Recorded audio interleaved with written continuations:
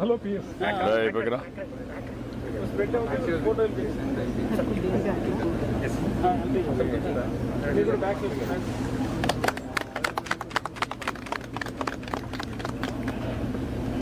ఇప్పుడు ఇక్కడ సూపరింటెండెంట్ ఎవరు?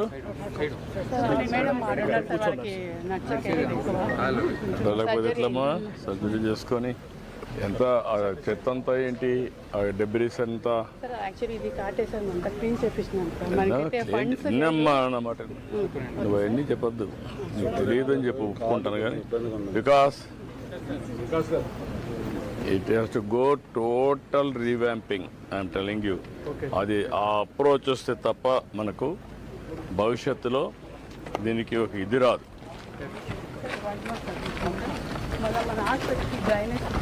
Overall, sir, another around, sir, full revamping of hospital we need around 3.5, sir, including 3.5 CR, sir, including beautification, everything, sir.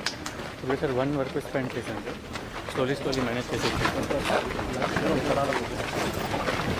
CSR కానీ ఏదైనా వచ్చినప్పుడు కానీ ఈ చెత్త అంతా చేసి ఈ డెబ్రీస్ అంతా ఇప్పుడు అన్నీ ఈ పక్క అంతా బాగుంది, ఈ డెబ్రీస్ ఉంది.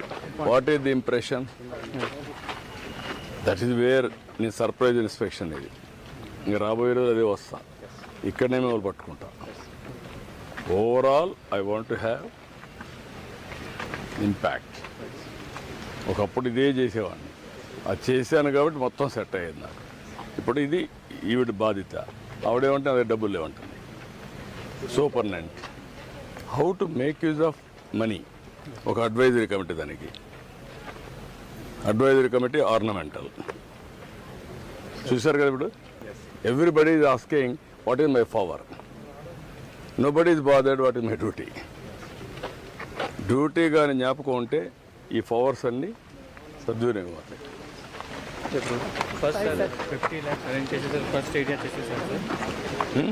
మీరు పని చేయండి, దీనికి ఎంత అవుతుందో చూసుకొని నువ్వు ఒక మనిషిని పెట్టేసి మొత్తం కంప్లీట్ చేసి నాకు దీన్ని ప్లాంటేషన్ పెట్టి ఈ రోడ్లు కూడా నీట్గా చేసి ఇది వాకబుల్గా మోస్ట్ లివబుల్గా బెస్ట్ హాస్పిటల్గా ఈవెన్ డ్రైనేజ్ వాటర్ ఎవ్రీథింగ్ ఒక పర్ఫెక్ట్గా ఉండాలి హాస్పిటల్. ఇప్పుడు చెప్తున్నారు అంతా పెట్టాలి, దానికి మెయింటెనెన్స్ అనేది వెరీ ఇంపార్టెంట్. నువ్వు నాకు కథలు చెప్తున్నామా, నీకు నేర్చుకో. నువ్వు ఊరికే నీకు చెప్తే నువ్వేమనుకుంటున్నావు నీకు అన్నీ తెలిసినట్టు బిహేవ్ చేస్తాను. వినమ్మా, ఇలా నువ్వు నీకేదో ఒక అవకాశం ఇచ్చావు తప్ప బియాండ్ దట్ నువ్వేమనుకుంటున్నావు అంటే అన్నీ నాకు తెలుసు.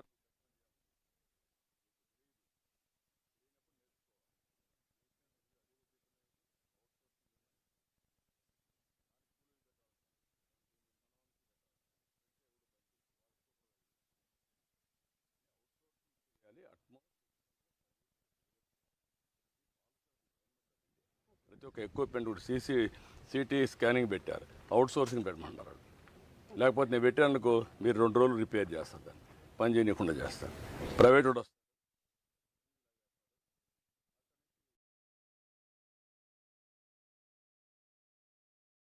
లేనప్పుడు నేర్చుకోను. నీకేమనిపిస్తుంది, నువ్వేమనుకున్నా అంటే నాకు అన్నీ తెలుసు అని బిహేవ్ చేస్తున్నావు. నేనమ్మా నీకు ఒక అవకాశం, వినమ్మా నువ్వు చిన్నదానివి, నీకు పెద్ద అవకాశం వచ్చింది.